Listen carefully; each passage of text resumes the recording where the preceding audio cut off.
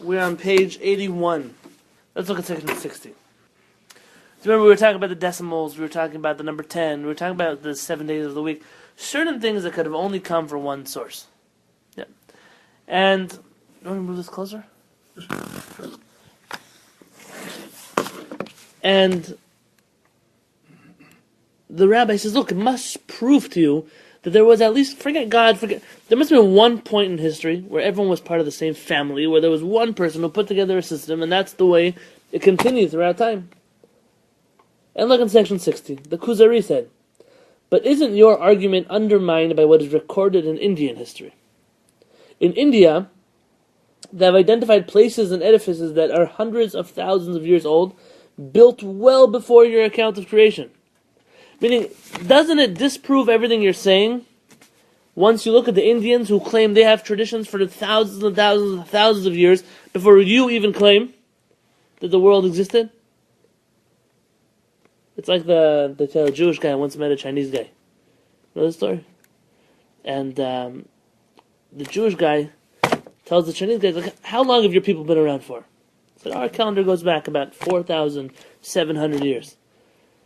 And the Jews said, oh, that's amazing. The Chinese said, what about you? He says, our calendar goes back about 5,774 years. He says, I don't believe it. He says, what do you mean you don't believe it? It's like, what'd you guys eat for the first 1,000 years? The Jews and the Chinese food. The same thing. You have Indians. The Indians are saying that the world's been around for much longer. So why should I believe you? Why should I believe you? It's a good question. It's a good question. Okay. Good question. So answers back the rabbi. 61.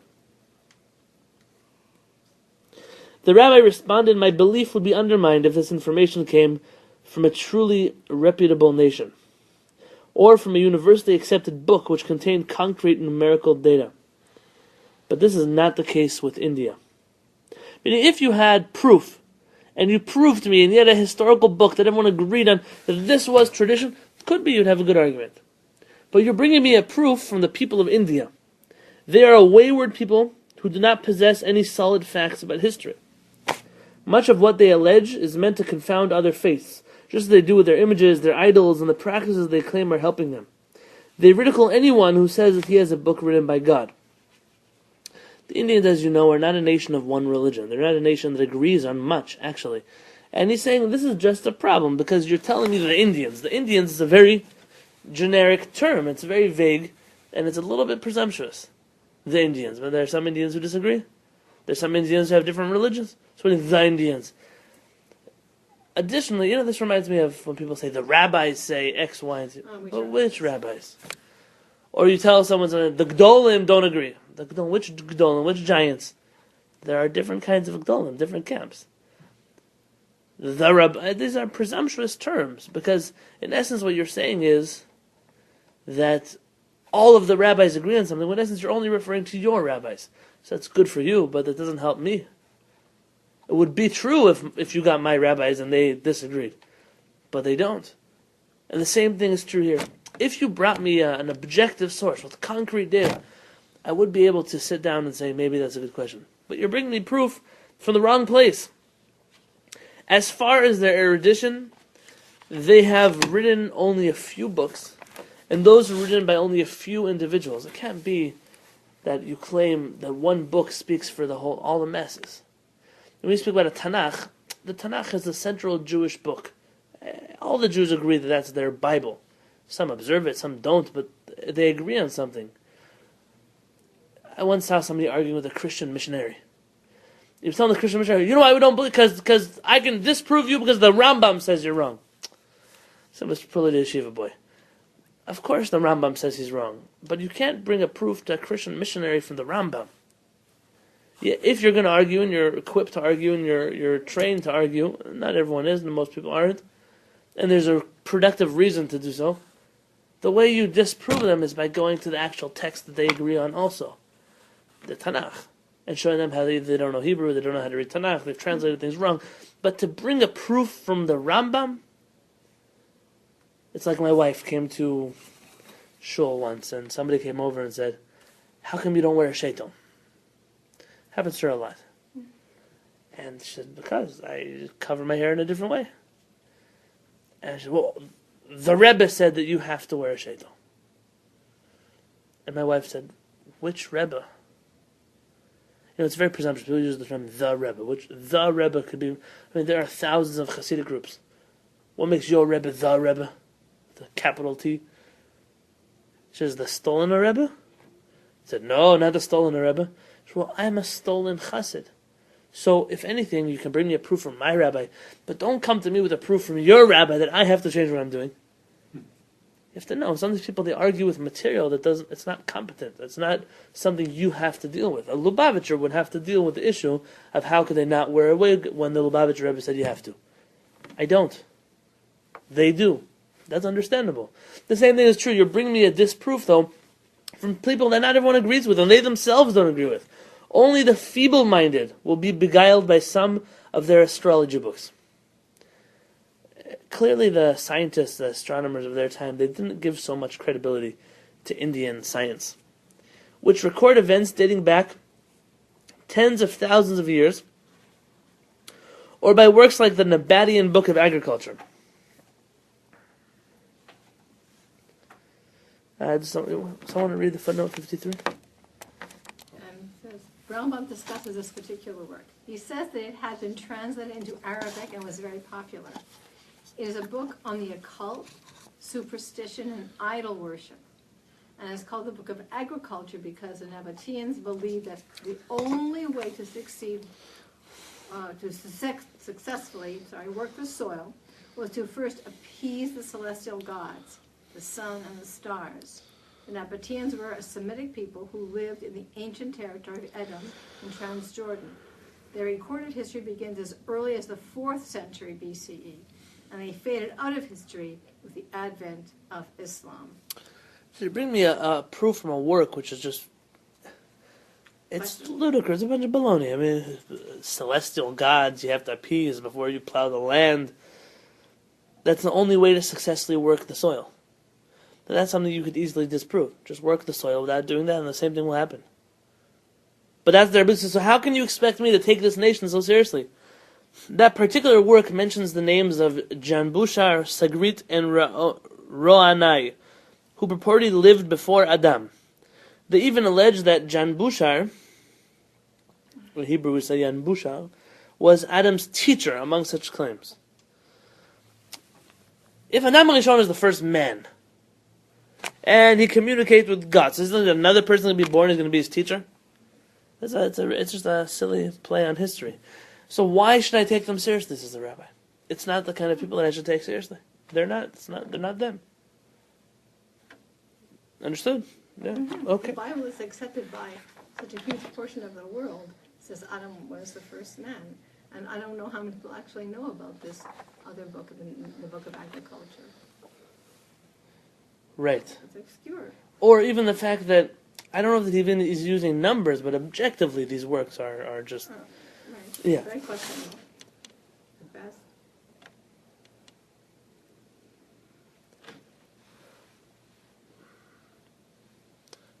The king continues. Amar Kuzari. The Kuzari says, Emor, granted, כי טענתי עליך באומה המופקרת ובעם שאינם מסכימים על דעת אחת, והטפת התשובה בזה. I've tried to disprove your thesis by bringing proof from an undisciplined nation which cannot agree about their information. So I agree, you gave a good answer. I accept that. ומה תאמר בפילוסופים? But what will you say about the Greek philosophers? והם כאשר הם מן המחקר והדקדוק. They're famous for their excellent research and exactitude. והסכימו על הנצחות והקדמות לעולם, and all of them agree the world has always existed without a beginning. ואין זה 10,000 ולא אלפי אלפים, אלא דבר שאין לו תחילה ותכלית. Says this is much more than saying the world is tens of thousands of years old or hundreds of thousands of years old. The world has no beginning. It's infinite. That's what the philosophers have agreed on. And the philosophers are not Indians. You can't easily dismiss the philosophers like you would like to dismiss the Indians. Now, Rabbi Karapkin brings down here at the bottom that there actually is a debate as to the eternity of the universe. And we're actually going to come back to that, but not right now. What's his question? Tell me what his question is. What's he asking the rabbi? He's saying, well, I have more substantial proof that there's no timeline that's so concrete like the one you're saying. But it is just, philosophers, where did they get their information from? They're thinking about it. They don't have any concrete proof either. They couldn't possibly have any concrete proof.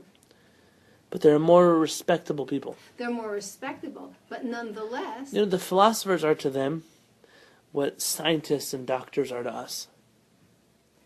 Yeah. Meaning, scientists also say things that are ludicrous. They say a lot of very wise things, a lot of very ludicrous things. But the world believes them because they carry the title of scientist. Now, everyone knows that in science there are different opinions, but there's an international scientific community that seem to agree on a number of things. And therefore, in school, they teach the world based on science. Because the scientists also come up with their own theories and their own ideas. Theories. Right. But they teach that as fact. Right. But they also taught that the atom was indivisible decades ago. And then? And that was the holy grail of science. Well, it's not true. Sure. So okay, they made a mistake. They kept moving. On many, many, many levels. I'm not disagreeing. But the way people will refuse to question science? It's science. How can you argue with science? Okay, but that's the same thing as the philosophers. You have to put yourself in context. The philosophers are not just people sitting today. I don't know that we have so much respect for philosophers. Philosophers in general, people that blabber a lot and we don't really understand what they're saying. But scientists would be the proper parable. Somebody once said that Martin Buber was not so intelligent. Rather, he was actually such a fool that all the things he said nobody understood, so they considered him to be intelligent. I'm not saying anything about Martin Buber. What I'm saying is that philosophers were to them what scientists are to us. They're well respected. So if you quote them, it carries a lot of weight. A lot of weight. Okay, now the rabbi has to give him a good answer. And listen to what the rabbi says.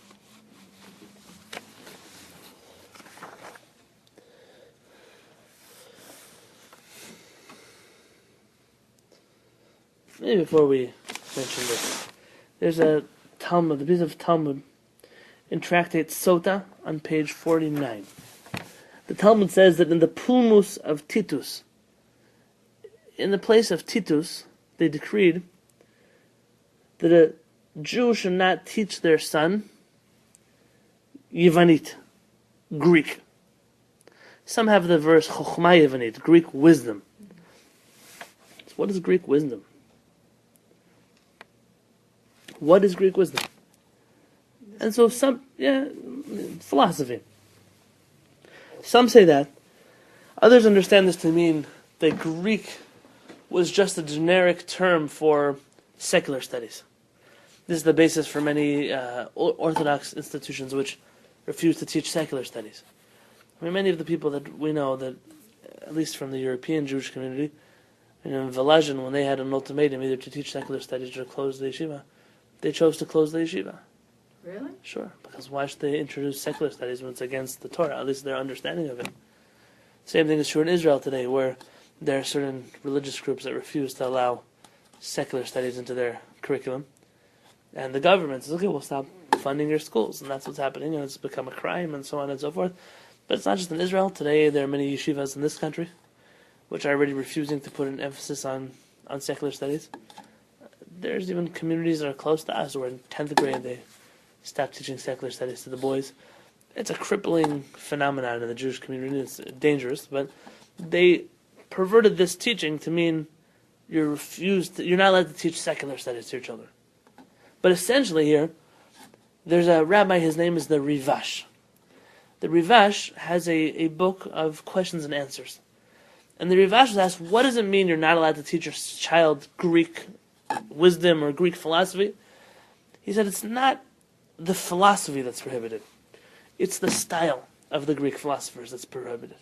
So the Greek philosophers very often, this is something true, so they don't know what they're saying. And when you ask them a question, instead of answering you, they'll choose very fancy words, very academic words. They'll even quote words in Greek and in Latin and all kinds of things in order to throw you off as if they know what they're saying. And then you think, wow, look how brilliant they are. I can never argue with them. But says the Rivash, it's a facade. It's all fake. It's fake. These people, they come, they throw out these fancy words. But tell me the truth. I don't need to hear special words. I need to hear the truth. Is it the truth? Is it not true? Do you have a good answer to my question, or are you just making up gibberish? An unfortunate reality is that very often theories are so thin, but they spin them with nice words. Says the Rivash, that's what you're not allowed to teach your child. You're not allowed to teach your child to be deceptive in his language and in his speech like the Greek philosophers. Because Jews don't speak that way. Doesn't it also mean the perspective on life? I mean, they have a very secular, non-spiritual kind of perspective. And wouldn't they also mean that? I mean, you could learn mathematics and medicine and science, but you have to know that the center of the universe is Hashem. But that's not what it is. That's also true. I'm not denying there are numerous ways to explain Greek wisdom. Rather here, because this is going to lead us into our next piece, I'm choosing to understand it the way the Rivash does. He's got some sharp words over here.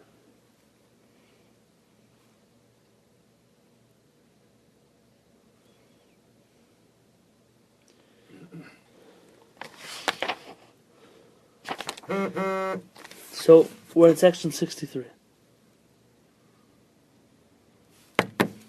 Amar Hechaver, the rabbi said, HaPhilosophim, the philosophers, En la'ashim otam, one cannot fault them for their mistaken beliefs.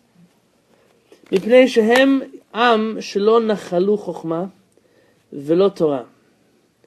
After all, they are a nation which never inherited divine wisdom or Torah. I don't know why Rabbi Karapkin chooses divine wisdom related to creation. That's not the Hebrew translation. It says they don't have wisdom, nor do they have Torah. He's speaking about the Greek philosophers, and they don't have wisdom or Torah. Mipnei shehem Yivanim, because they are Greeks. Seems pretty racist over here. V'Yavan mibnei Yefet. Yavan, the Greeks are the descendants of Noach's son Yefet, HaShochnim Batzafon, who live in the north. Let's see the footnote. Marley, you want to read this for us again? The descendants of Yefet settled in the northern parts of the civilized world, and Ham's descendants settled in the south. Shem alone, among the sons of Noach, chose the central part of the civilized world, namely Eretz Yisrael and its environs. Maybe he was talking about wisdom related to creation, because that's what they're talking about time, beginning of time. Could be, but it's limiting him. Right, but I mean, it might help one argument, but it's limiting him in the rest of them. Maybe he didn't want to condemn all of it. He just wanted to talk about this particular topic that they're talking about. Okay, I hear then. Okay, keep going. The Near East. I'm sorry. The Near East was where all miraculous and prophetic experiences occurred, including the giving of the Torah at Mount Sinai. Anyone who was not living in those areas during those times would not be privy to those experiences. So, essentially, you can't blame them. They didn't come from a people who experienced anything prophetic, anything powerful, anything wise. V'chokhmah, wisdom, shehi yerusha me'adam, it was passed down from Adam, meaning the rabbi is telling you, I have a tradition from Adam HaRishon, from the first man. He doesn't have a tradition from the first man, he's Greek. Greeks don't have traditions from the first man. V'hi chokhmah, hamuchzeket bekoach Elohi. This is a wisdom which is divinely inspired. It only comes from the descendants of Shem, Shis Gulat Noach, which is the chosen of all of Noach's descendants. Remember, this goes back to everything we spoke about Shem being the precursor of the Jewish people. Do you remember that whole class we had? So they're the special children of Noach, like Yitzchak and Yaakov are the chosen from their parents. So too Shem was the chosen one of Noach. He says the wisdom was passed down only to Shem. Yeah. Interesting. Lo paska ha-chokhmah, this wisdom never ceased. Velo tifsok, and never will cease, min ha-segula hahi me-Adam, from that chosen descendant of Adam. Velo hayta chokhmah bi-Yavan, there was no wisdom in Yavan, this wisdom. Ela me'et shegavru, from when they conquered. Who did they conquer? They conquered Persia, and therefore they adopted their wisdom. Paras mi Kasdim, and the Persians had acquired it from the Kasdim. The Kasdim are the Babylonians. And from these people came very, very great philosophers. You should see that. Not before this and not after that. Meaning, the Greeks didn't get wisdom until they conquered Persia. The Persians, who conquered the Babylonians. Where did the Babylonians get their wisdom from? Look at the footnote. The Babylonian Empire, in turn, acquired its wisdom from its captive nation, Israel. Rabbi literally said this explicitly in 26. Let's look at this inside.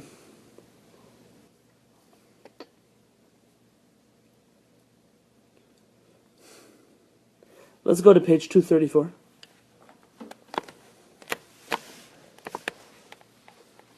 Barry, you want to read 66 for us on 234? The rabbi said, "Perhaps you can say the same about Shlomo's wisdom, that our knowledge today pales by comparison. Blessed with divine inspiration, a masterful intellect, and an inborn disposition, he was able to deal with the areas of knowledge. All the nations of the world, from as far as India, came to him to inscribe his wisdom for themselves." They kind of came to listen to his classes and bring it back to where they came from. Mm-hmm. Thus, the foundations and fundamentals of all areas of knowledge trace themselves to us. They were passed first to the Chaldeans, yeah. then to Persia and Media, then to Greece, and then Rome. With the passage of time and multiple transcriptions, it was forgotten that these areas of wisdom originated with the Jews, and they were instead attributed to the Greeks and Romans. Furthermore, much was lost in the translating from Hebrew because of the inherent superiority of Hebrew as a language and because of all the information that is contained within it. And not only did it get passed on and passed on and passed on, so that's already in and of itself a broken telephone. Yeah. Additionally, it got it was lost in tradition that it actually came from the Jews. And on top of that, the translation wasn't always accurate. You don't have to go so far. Look at the Christian Bible, and look at the inaccuracies in translation there. And these are people who didn't take it from other people, who took it from other people, who took it from other people, who took it from the Jews. These are people who took it from the Jews directly. And they had Hebrew Chumashim that still exists they could go back and look at, and they still have a flawed translation. It's not so hard to assume that for us, what means a young lady, for them, they made a whole story about a virgin birth from there. I mean, if that's already once, you can imagine that so many times far removed, translating from one language to another language to another language to another language, imagine what it's going to look like afterwards. Of course it's going to be different. Of course it's going to be different.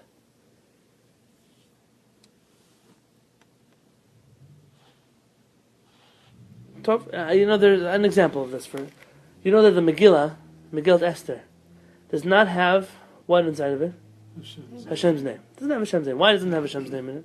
It's the whole idea of being hidden. He's really a moving force there, but it's like it's hidden. So you want to hear something that will blow your mind? Yeah.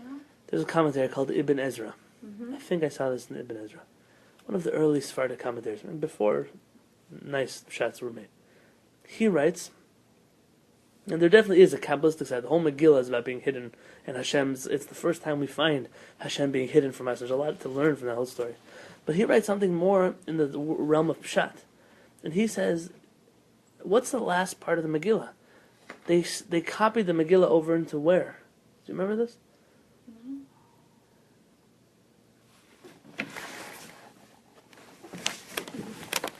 I mean, the name of Hashem doesn't appear, but he's so present, he's so there. The whole reason why they did Someone this- can choose not to see him there.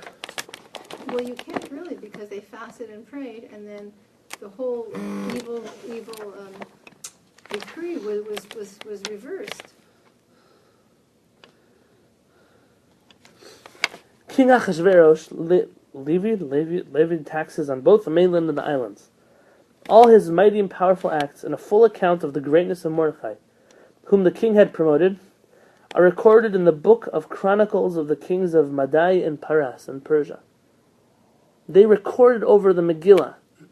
And he says, basically what the Megillah is saying, you don't believe us here, go look over there. Go look what it says there. This is brought down in the history books. Now you should know that we have a few families here from Iran who actually come from Shushan. They come from Hamadan. And in Hamadan they have the tomb of Esther and Mordechai. Really? And the Muslims still go there because they believe in the story of Purim. Really? Because for them this is a sacred site. It's in there, maybe not in the Muslim writings, but in the Persian writings, this is a true story that happened. And if they take the grave, you can see there's, you can put in YouTube the grave of Mordechai and Esther. They have a whole video of it. You can see what it is. Someone here even told me, I don't know if it's true, but someone told me there used to be a crown there. They claimed was the crown of Esther. Really? And it was stolen when the Jews left Iran. I don't know. That story I'm not sure about, but the grave is there. Now, the Ibn Ezra says, if they would write Hashem's name, and then they translate it over into the kingdom of Madai and Paras, they're not going to write Hashem. They're not going to write Yud Kei Vav Kei. They're going to write whatever God they believed in. And therefore you'd have a Megillah, imagine, God forbid, if the Christians took our Megillah. Instead of saying Hashem, they would write Jesus. Jesus did this, and Jesus did that, and the third thing, and the fourth thing. That would be crazy. And then for Mordechai and Esther, they'd made a preemptive move.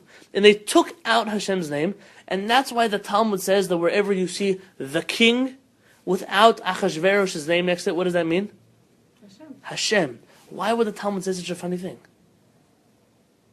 Because the Talmud knew what Mordechai and Esther did. The Talmud said, we wrote the king, because the king will translate always over as the king. And we specifically wrote sometimes the king with Achashverosh, and sometimes the king without Achashverosh. And if you look in the Megillah and you replace the word the king with Hashem, the whole Megillah will make sense. That's pshat in the Megillah. The same thing is true here. The philosophers, they may have gotten it from the Jews, but it's not Jewish wisdom anymore. It's already been so perverted and taken out of context over and over and over and over again. Hashem should help us what it came out to be. Hashem should help us what it came out to be. That's what the king is saying. The rabbi is saying here. Now back to our page, on page 82. 83 already.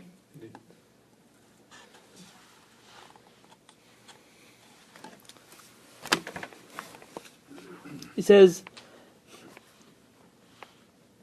Ume'et sheshava hamalchut l'Romeim, and later when the Roman Empire conquered, on top of 84, the Greek Empire, lo kam bahem philosoph mefusam adata, no philosopher of that stature ever arose again.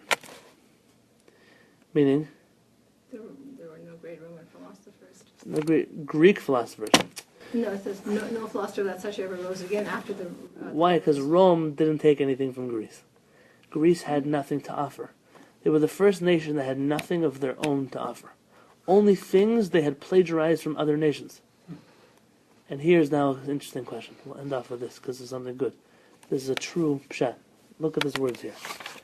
He first says that they're a nation that has no wisdom. And then he says that they had great philosophers. So did they have great philosophers?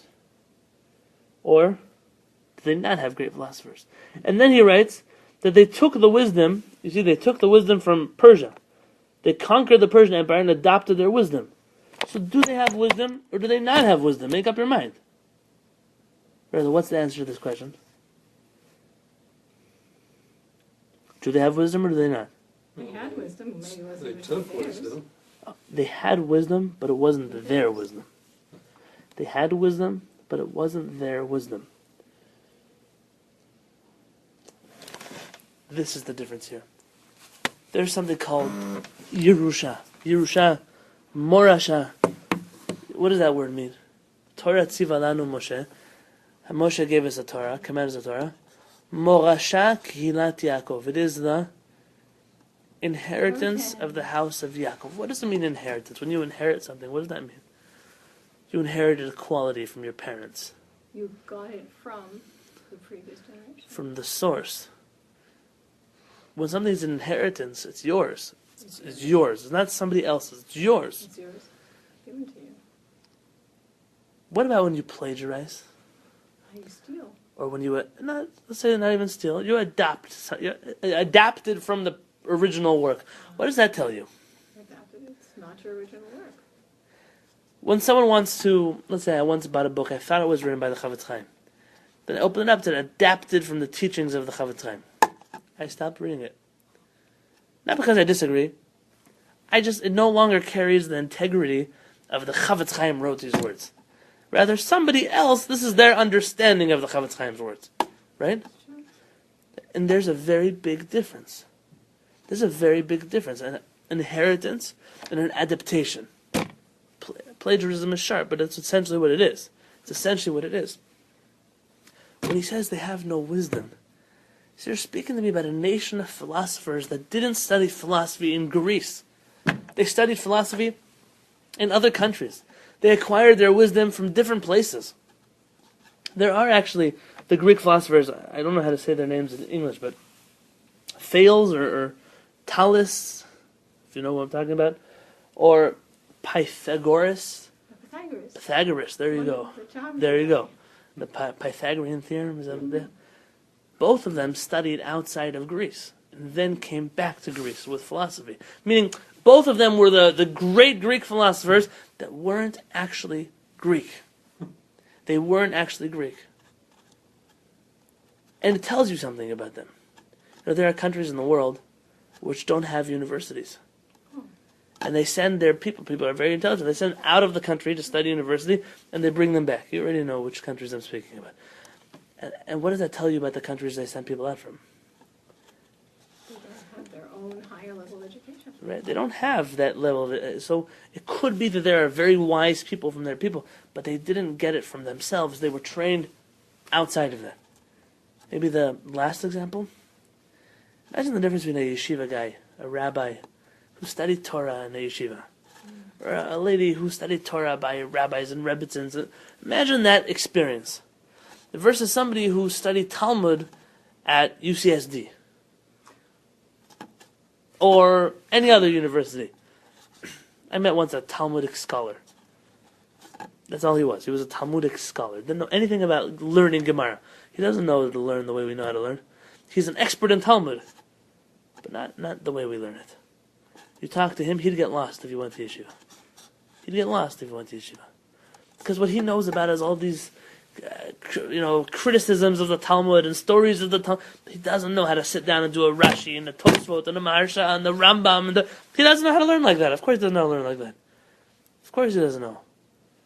The same thing is true here. These guys are not yeshiva boys who study Torah to differentiate between the Torah and Greek wisdom. But these are guys who went to college somewhere else and took a class in philosophy and then declared themselves philosophers. And the way you see that is the next generation, the people who conquered the Greeks were the Romans. You don't hear about Roman philosophers. The Appian Way. What? The road they built that still exists, the Appian Way. Yeah. They were great at building things. At building things, but not philosophy. Philosophizing. And essentially, that shows you that the Greeks were frauds. You can't pass off your fraud to somebody else. If it's yours, you can pass it off. But if it's a fraud, you can't. And this is the beginning of the rabbi's retort back to the Kuzari. You're bringing me a proof from the Greek philosophers. Today, everyone thinks they're so amazing. But I know, and this is before the Romans conquered the Greeks, that I know that the philosophers, what are they? They're nothing. They're air. They speak a lot. They talk a lot. They use fancy language. But they, in and of themselves, don't possess this inherent wisdom that they received from their teachers, from their teachers, from their teachers. It's all plagiarized. It's adapted. And therefore, their words don't carry so much weight with me. This is the beginning of the rabbi's retort back to the Kuzari. So, B'ezrat Hashem, next week, Hashem shall let us learn more, study more, delve more. When I was preparing this class, I prepared it before Pesach, and there's some more to it. We'll get to it next week. I said, this is stuff that we need to teach. This is Torah that we need to learn. But it's so, and only someone who really looks at the words here will understand what we just said. So, but I encourage you to go over this again, to think about what we said again, because God willing, next week we're going to pick it up from here. It's just the beginning of a discussion that probably will take next week also. to finish up.